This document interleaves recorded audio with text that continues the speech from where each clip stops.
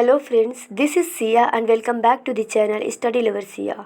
सो friends, आज की इस वीडियो में हम लोग डिस्कस कर रहे हैं द हिंदू न्यूज़पेपर का एक आर्टिकल, जिसमें हम लोग ये देखेंगे कि किस प्रकार से रसिया में प्रोटेस्ट शुरू हो गए हैं, किस चीज़ को लेकर के प्रोटेस्ट शुरू हुए हैं, मोबिलाइजेशन और न्यूक्लियर थ्रेट की संकेत को लेकर के।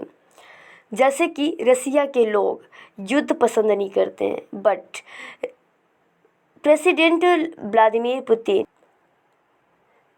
व्लादिमीर पुतिन ने 3 लाख सैनिकों की तैनाती की घोषणा कर दी है यूक्रेन में।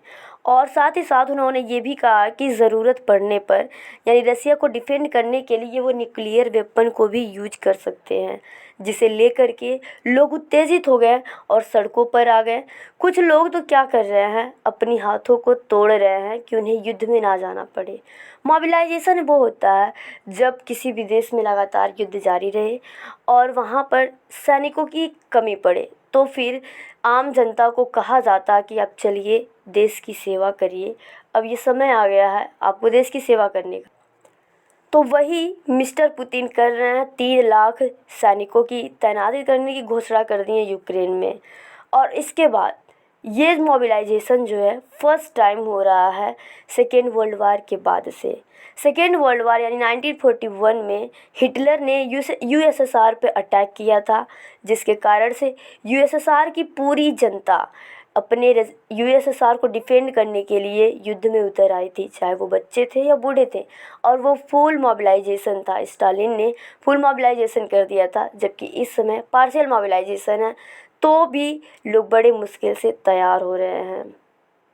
बट इस समय लोग तैयार नहीं हो रहे, इसलिए नहीं हो रहे हैं 1941 का जो मोबिलाइजेशन था यानी अटैक था, वो नाज़ी अटैक बहुत ही ख़ास था। अगर लोग उसमें डिफेंड ना करें तो उनके परिवार उसमें मारे जाते हैं। रसिया की जनता अगर अपने देश को डिफेंड ना की होती तो फिर लोग मारे जाते, उनकी फैमिली, जिसे लेकर के रसिया के लोग क्या किए, डिफेंड किए अपने यूएसएसआर को। जबकि इस समय रसिया के लोगों का कहना है कि हमारे देश पर अटैक नहीं हो रहा, बल्कि हमारा देश खुद ही दूसरे देश पर अटैक कर रहा, तो इसमें हम नहीं जा सकते हैं। अगर बात करें इंडिया की, क्या इंडिया में भी मोबिलाइजेशन किए जा सकते हैं, आम जनता अपने देश को डिफेंड करने के लिए जा सकती है? तो ये फंडामेंटल ड्यूटी है, ये हमारा मौलिक कर्तव्य है।